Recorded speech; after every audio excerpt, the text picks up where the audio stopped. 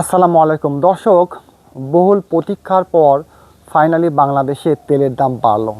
আসলে বাংলাদেশে তেলের দাম বাড়বে এটাই স্বাভাবিক।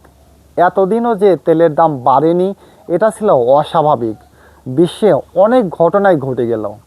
আপনারা দেখেন যে রাশিয়া ইউক্রেন যুদ্ধ, ভেনেজুয়েলার প্রেসিডেন্টকে তুলে নিয়ে যাওয়া, ইরানের যুদ্ধ, ইরান আমেরিকা ইসরায়েল যুদ্ধ, হরমুজ প্রণালী বন্ধ, সব কিছু মিলে বাংলাদেশের সরকার পরিবর্তন হয়েছে। বাংলাদেশেও কিন্তু নির্বাচন হয়ে গেল, নতুন সরকার আসলো। সব কিছু মিলে বিশ্বে অনেক ঘটনা ঘটে গেল, অনেক কিছুই ঘটলো, কিন্তু এতদিনেও বাংলাদেশে তেলের দাম বাড়ছিল না।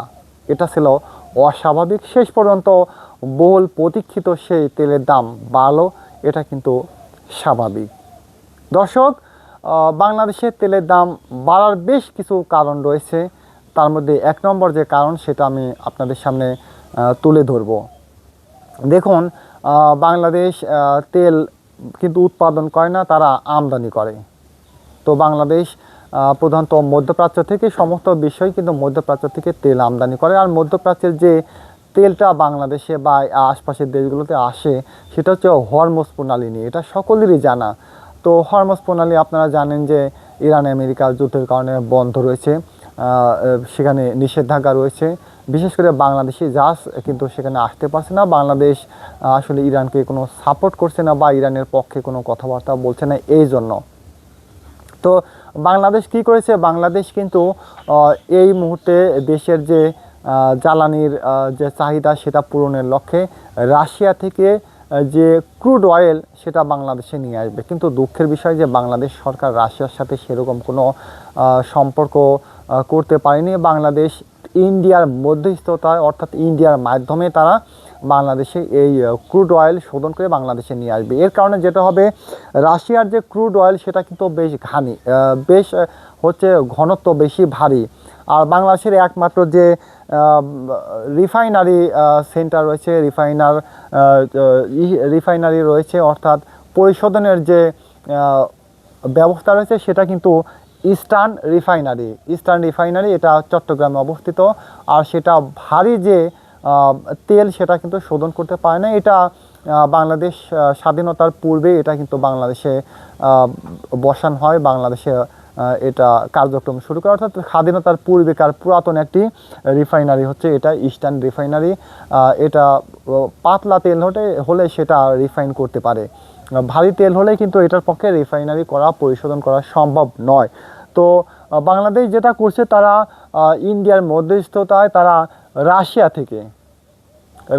থেকে যে ক্রুড অয়েল সেটা ইন্ডিয়ায় আসবে এবং ইন্ডিয়া বা ভারতে এসে সেই তেলটা রিফাইনারি হবে এবং সেই রিফাইনারি হয়ে সেই তেল মানে অকটেন, পেট্রোল, কেরোসিন, ডিজেল বা এলপিজি গ্যাস যা যা তৈরি হবে সেগুলো কিন্তু আবার বাংলাদেশে চলে আসবে। বাংলাদেশ সরকার কি করছে যে তেল কেনার যে টাকা সেটা ইন্ডিয়া বা ভারতকে দিচ্ছে, পরিশোধনের জন্য যে খরচ সেটা দিচ্ছে এবং পরিবহনের খরচ দিচ্ছে। তেল ক্রুড অয়েল কেনা, পরিশোধন করা, পরিশোধনের খরচ এবং যে পরিবহন সেই খরচ বাংলাদেশ সরকার দিচ্ছে এবং এই প্রক্রিয়ায় কিন্তু বাংলাদেশে আসছে, যার কারণে তেলের দাম বাড়ছে। তেলের দাম আপনারা জানেন যে বেড়েছে, যে অকটেন 120 থেকে 140, অর্থাৎ 20 টাকা বেড়েছে। পেট্রোল 116 থেকে 135, কেরোসিন 112 থেকে 130 টাকা এবং ডিজেল 100 টাকা থেকে 115 টাকা, মোটামুটি 15-20 টাকা করে প্রতিটা আইটেমের তেলের দাম বেড়েছে, গ্যাসের দামও বেড়েছে। এবং এখানে কিন্তু বাংলাদেশ সরকার বা বাংলাদেশের পক্ষ থেকে জানানো হয়েছে আসলে সরকার তেলের দাম বা এগুলোর দাম বাড়াতে খুব একটা বেশি উৎসাহী ছিল না। বাংলাদেশের জনগণের আগ্রহের কারণে তেলের দাম বাড়িয়েছে। আসলে এই কথাটা কেমন আমার বুঝে আসে না।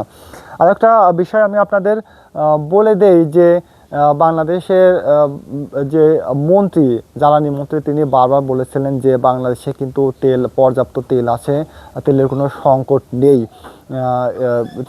সংকট নেই, বিদেশ থেকে তেল আনতে হবে না। আমরা সেটাকে তখন বিভিন্ন ধরনের উক্তি দিয়েছিলাম, তাকে পাগল বা বিভিন্ন ধরনের কথা বলেছিলাম, তার কথা আমরা বিশ্বাস করছিলাম না। কিন্তু এখন কিন্তু এসে সেই কথাটাই সত্যি হয়ে গেছে যে বর্তমানে আপনারা যদি মিডিয়ার দিকে তাকান, বাংলাদেশ যখন রাশিয়া থেকে বা ভারতের মাধ্যমে এই তেলটা বাংলাদেশে আনছে, তেলের দাম বাড়িয়ে দিছে, ঠিক সেই মুহূর্তে কিন্তু বাংলাদেশে বিভিন্ন পত্রিকায় আপনারা দেখেন, বিভিন্ন পত্রিকায় আসছে যে বাংলাদেশের তেল উপচে পড়ে যাচ্ছে, বাংলাদেশে পর্যাপ্ত তেল রয়েছে, বাংলাদেশের তেলগুলা রিফাইনারি সেন্টার গুলো থেকে উপচে পড়ে যাচ্ছে, ট্যাঙ্কি উপচে পড়ে যাচ্ছে, বাংলাদেশ সরকার দেশীয় তেল নিচ্ছে না।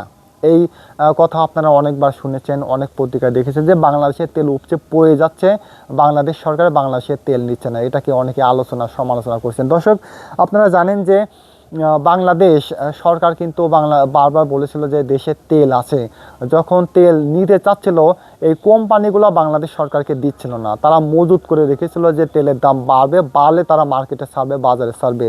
তেলের দাম বাড়ার জন্য তারা মজুত করে রেখেছিল, সরকারকে দিচ্ছিল না। সরকার নিরুপায় হয়ে এই রাশিয়া থেকে ভারতের মাধ্যমে তেল আনছে এবং যখন দ্রব্য এর দাম বাড়িয়ে দিচ্ছে, ঠিক সেই মুহূর্তেই কিন্তু বাংলাদেশের কোম্পানিগুলো যখন তেলের দাম বাড়লো, সরকার আমদানি করলো, তখন তাদের মজুদের লক্ষ্য পূরণ হবে না। তখন তারা কী করছে, তেলের দাম বেড়ে গেছে এবং যেহেতু বাইরের তেল বাংলাদেশে আসলে তাদের চাহিদা তেলের চাহিদা কমে যাবে, সেহেতু তখন কি করলো, তারা বাজারে ছাড়ার পরিকল্পনা করলো, তাদের মজুদ তারা নিঃশেষ করার চেষ্টা করলো, ছাড়ার চেষ্টা করলো এবং তারা বলছে যে সরকার দেশের তেল নিচ্ছে না। এটা হচ্ছে বাংলাদেশের রাজনীতি। আসলে আপনারা বোঝেন যে এটা আসলে সরকার, তেলের দাম বাড়ানোর জন্য সরকার দায়ী না, বাংলাদেশের কোম্পানিগুলো দায়ী। আর বাংলাদেশের কোম্পানিগুলো আসলে কেন মজুত করে রেখেছিল।